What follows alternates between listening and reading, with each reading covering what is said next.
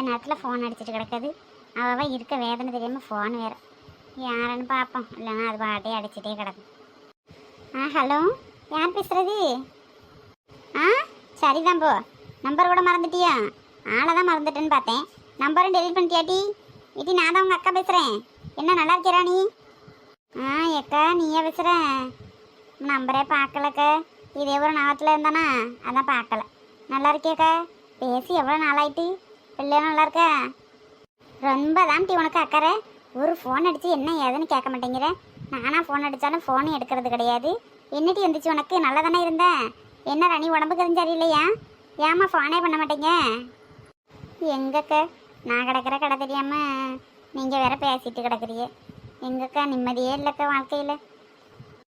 ஏன்டி என்னாச்சு? என் அத்தை தான் சண்டைக்கிட்ட போட்டாரோ? ஏன் ராணி எது வந்தாலும் சொல்லு. ஏன்னா அத்தனுக்கு ஃபோன் அடித்து கேட்கவா? அவங்கெல்லாம் ஒன்றும் பண்ணலை. எதுக்கு அவங்களுக்கு ஃபோன் அடிக்கிறேன்?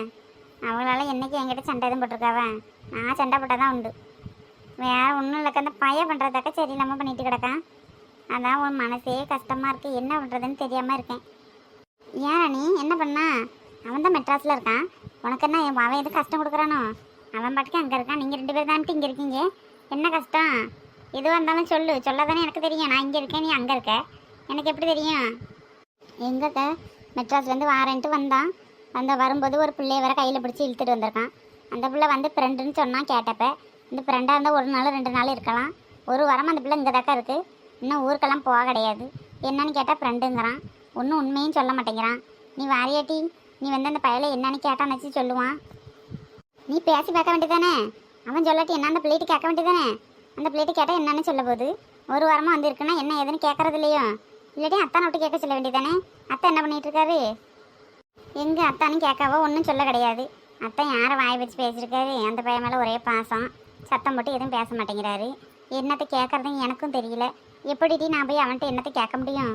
நீ வாயா, நீ வந்த வச்சு ஏதாவது சொல்லுவானான்னு பார்க்குவோம். எங்கக்கா இந்த பிள்ளையோடக்கு இன்னும் லீவ் விடலை. லீவ் விட்டனாச்சும் ஊருக்கு வரலான்னு பார்த்தோம்.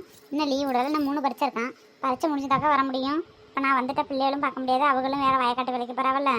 என்னக்கா பார்க்க முடியும்? அதனால தான் பார்த்தேன். வேறு ஒன்றும் இல்லை. நான் 2 நாள் கழிச்சு வரவா? சரிக்கா. சரி வைக்கவா, நான் அப்புறம் பேசுகிறேன். 2 நாள் வச்சு வா ஊருக்கு. என்ன மறந்துடாத.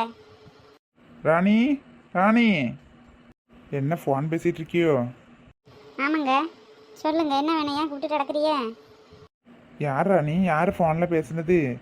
ஏன் முகம் ஒரே வாட்டமாக இருக்குது? பழைய மாதிரி சந்தோஷமாக இருக்கவே